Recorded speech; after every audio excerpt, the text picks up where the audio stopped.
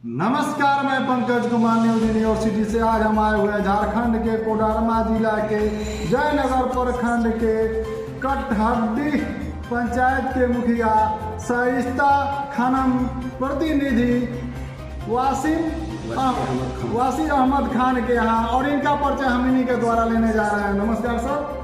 नमस्कार। सबसे पहले तो हम आपका और आपके चैनल का स्वागत करते हैं, इस्तकबाल करते हैं और शुक्रिया अदा करते हैं कि हमारे जैसे छोटे मोटे प्रतिनिधि को अपनी बात रखने का मौका दिए। स्वच्छ भारत अभियान के तहत निर्मित और निर्माणाधीन शौचालय की संख्या लगभग कितनी होगी सर? हमारे यहाँ पूर्व में तकरीबन 5 से 600 शौचालय बना था। जो वंचित कितना होगा लोग सर? वंचित अभी भी लगभग तकरीबन 200 लोग होंगे। तो जो पूर्व में बना है वो 98% तो माने इस्तेमाल से बाहर हो गया, माने खत्म हो गया, जर्जर हालत। शुद्ध पेयजल की व्यवस्था है या नहीं सर? हमारे यहाँ शुद्ध पेयजल की व्यवस्था कुछ भी नहीं है। जैसे जल योजना, PHD, हैंडपम्प, किसी न किसी माध्यम से तो जनताओं को घर शुद्ध पेयजल की व्यवस्था कराई देती होगी। हमारे यहाँ पानी हासिल करने का जरिया कुआं है, हैंडपम्प है और PHD के अंतर ग्रामीण स्वच्छता मिशन के अंतर्गत पानी टंकी निर्माणाधीन है। इंशाअल्लाह वो 2024 में बनकर के तैयार हो जाएगा। उसके बाद हमारे पंचायत के लोगों को भी स्वच्छ पानी, साफ सुथरा पानी मिलना शुरू हो जाएगा। यानी कि अभी सरकार की कोई उपलब्धियाँ जो है सो शुद्ध जल पर नहीं है। अभी हमारे यहाँ ऐसा तो कोई इंतजाम नहीं। चलिए, आपके कार्यकाल में दिए गए प्रधानमंत्री आवास योजना के अंतर्गत निर्मित आवासों की संख्या कितनी आई है सर?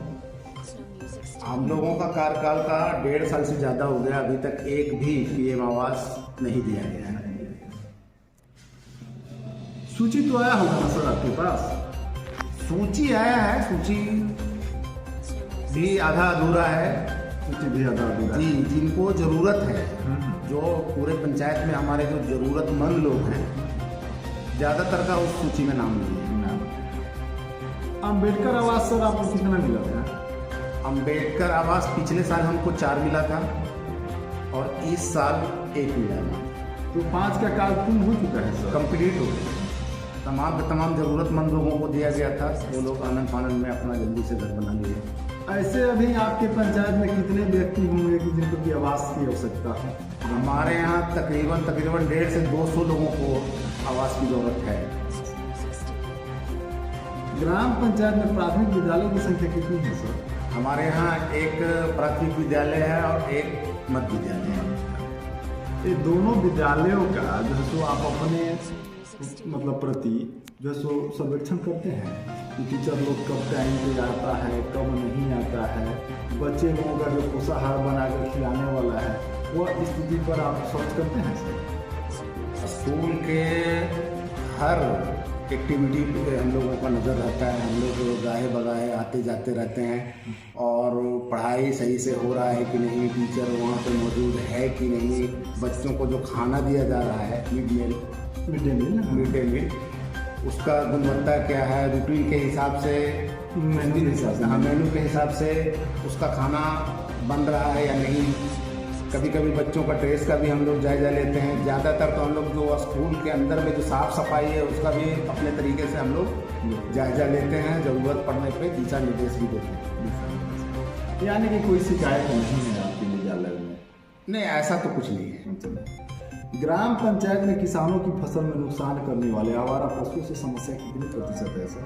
हमारे यहाँ कृषि का जो सबसे बड़ा समस्या है यही है, वो है आवारा पशु। और आवारा पशु 2 तरह के हैं, एक तो पालतू जानवर और दूसरा जंगली जानवर भी हमारे यहाँ बहुत आते हैं, खास करके जो जंगली सुअर होता है वगैरह वगैरह। तो लगभग कितने प्रतिशत नुकसान हो जाती है सर? तकरीबन 80%।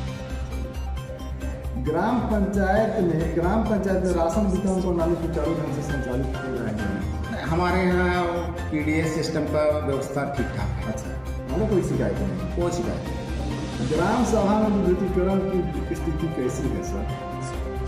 हमारे गांव में तकरीबन आज से 40-50 साल पहले विद्युतीकरण किया गया था। तो जो उस समय किया गया था बस मात्र वही है। उसका हालत काफ़ी जर्जर है और बहुत तो एकदम खतरा के निशान पे है। यानी तार वगैरह सब जर्जर हो चुका है और पोल गिरने की स्थिति में। तार और पोल गिरने की स्थिति में है। इससे कभी भी बड़ा घटना हो सकता है। कभी भी मेरे पंचायत में बड़ा घटना हो सकता है। इस पर सरकार का काम है ध्यान देना। बिल्कुल। ग्राम पंचायत में प्रधानमंत्री उज्ज्वला गैस योजना के तहत लाभार्थियों की संख्या कितनी होगी सर? हमारे यहाँ तकरीबन 50% से ज़्यादा लोग हैं। वंचित कितना होगा सर? वंचित अभी भी आधे लोग हैं। केंद्र सरकार के द्वारा चलाई जा रही किसान सम्मान निधि योजना के अंतर्गत लाभान्वित किसानों की संख्या कितनी होगी सर? हमारे यहाँ तकरीबन 10% लोगों को पीएम किसान का लाभ मिल रहा है। यानी वंचित अभी भी 80% से ज़्यादा है। ग्राम पंचायत में जल निकासी की व्यवस्था है या नहीं? मेरे पंचायत में जल निकासी का कोई समस्या नहीं है। जल जमाव नहीं जाती है और लोगों को कठिनाई का सामना करना ही पड़ता है। जैसे नली वगैरह का उतना व्यवस्था नहीं है। अब हम लोग आए हैं तो उसके लिए हम लोग कोशिश कर रहे हैं। हम लोग का काम भी जारी है और कृषि से संबंधित जल जमाव का ऐसा कोई समस्या नहीं है। कोई समस्या नहीं। ग्राम पंचायत में बुढ़ा विधवा विकलांग पेंशन लाभार्थियों की संख्या कितनी होगी सर? हमारे यहाँ 98-99% लोगों को पेंशन का लाभ मिल रहा है। पहले तो कुछ दिक्कत था, लेकिन जब से झारखंड गवर्नमेंट का सर्वजन पेंशन योजना आया है तब से कोई दिक्कत नहीं है। हम लोग को खोजना पड़ता है लाभार्थी को। तो वंचित लगभग यही 10-20 होंगे जी, 1 से 2%। या जो नए आते हैं जिनका उम्र 60 साल हो जाता है। पशु से लाभार्थियों की संख्या कितनी होगी? तकरीबन 5 से 10%। वंचित लगभग कितना होगा? 80%। स्वच्छता के अंतर्गत डस्टबिन की व्यवस्था हुई है नहीं? हमारे यहाँ ऐसा कोई व्यवस्था नहीं। ग्राम पंचायत में सौंदर्यीकरण योजना के अंतर्गत किया गया कार्य जैसे में नाली, थोड़ा बहुत नाली का काम हुआ, अभी भी बहुत ज़रूरत है। यानी कि पीसीसी भी का काम हुआ है। फेवर ब्लॉक का काम। ये सब कुल मिला के लगभग कितने फीटों में काम हुआ होगा सर? फेवर ब्लॉक हमारे यहाँ तकरीबन 2000 फीट से ज़्यादा हुआ है। बाकी पीसीसी प्रोसेस में जी। यानी कि इसमें आप 40% काम कर रहे हैं अपने पंचायत के अंदर। किस पे? मैंने हर क्षेत्र में नहीं, हर क्षेत्र में तो 10 से 20%, 10%।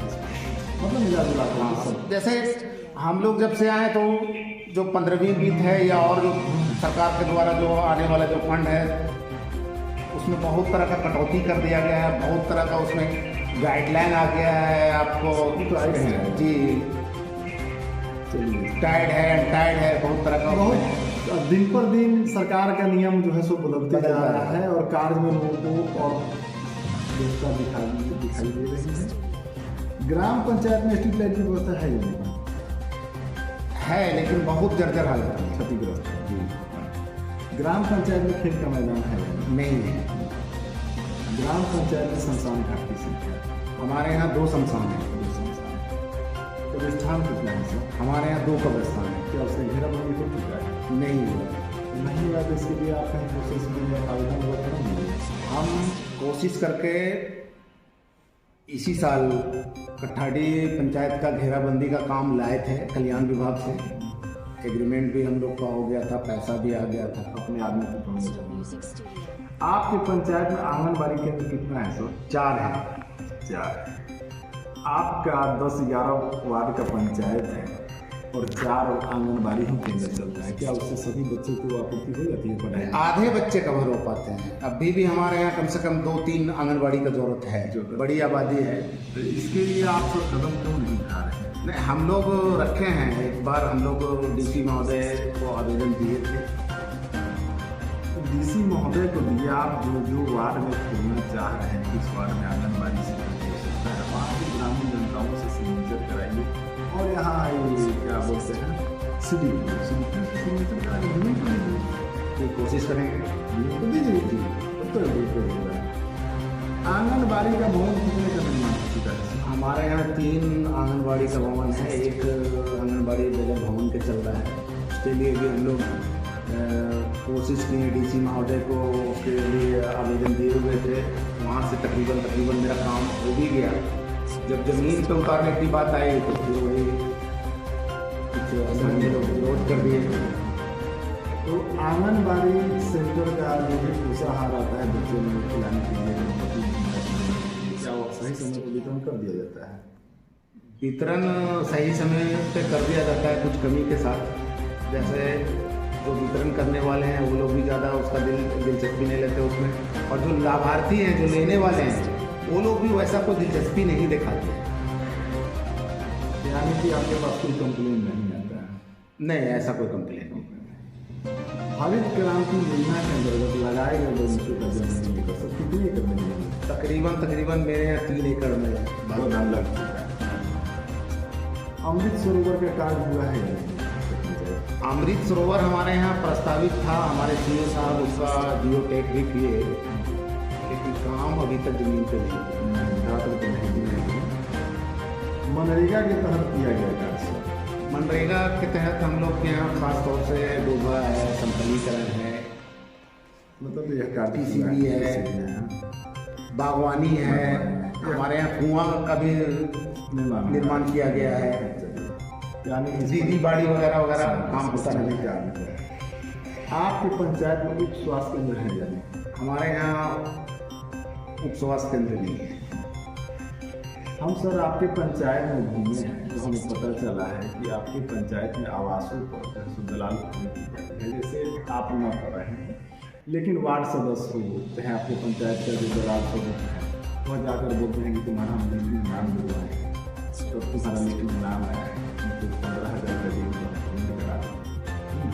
ऐसे लोगों से पैसे भी खरीद की जाती है, क्या यह मकसद है? ये बात बिल्कुल गलत है। पूर्व में जो हुआ उसके बारे में हम ज़्यादा बोलना नहीं चाहते हैं, लेकिन हम लोगों का कोशिश है, और हम लोग जो चुनाव लड़े हैं उसमें हम लोग का एक मुद्दा था, बड़ा मुद्दा था कि हम अपने पंचायत को भ्रष्टाचार मुक्त पंचायत बनाएंगे, जिसके तरफ हम लोग बहुत तेज़ी से बढ़ रहे हैं। और कमीशन और ये सबका कोई समस्या हमारे यहाँ नहीं है। हम लोग भ्रष्टाचार पे तकरीबन ये बहुत कम समय में बहुत दूर तक कवर किए हैं। आप अपने पंचायत में ग्राम सभा जब भी कराते हैं तो लोगों को क्या यह प्रेरणा देते हैं कि जो कि आदमी आपसे जाकर के बोलता है कि नाम जोड़ा है, हमको इतना कमीशन दीजिए, यह प्रेरणा देते हैं उस व्यक्ति के आप नाम और मोबाइल नंबर हमें बताएं,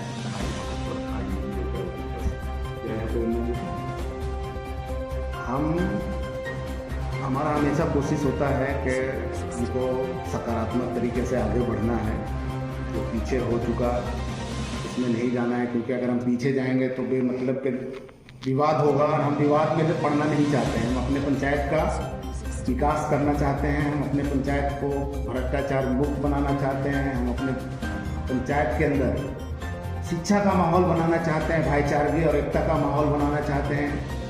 हम चाहते हैं कि हम लोग शांतिपूर्वक रह करके विकास का जो हम लोग का टारगेट है, जो हमारे पास संसाधन है, उसको हम लोग 100% अचीव करें। और अचीव तभी कर सकते हैं जब हमारे यहाँ विवाद नहीं होगा, शांति व्यवस्था रहेगी।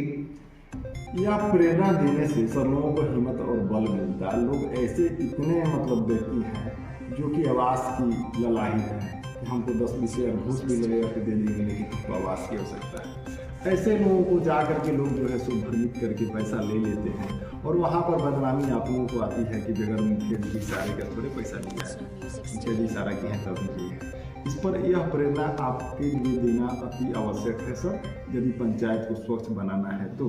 क्या इस पर आपका विचार है? सबसे पहले तो हम लोग का कार्यकाल में इस तरह का कोई शिकायत नहीं है। जैसे पहले लोग रहते थे तो उनका एजेंट होता था, दलाल होता था, वो लोग जाकर के पैसा कलेक्ट करते थे।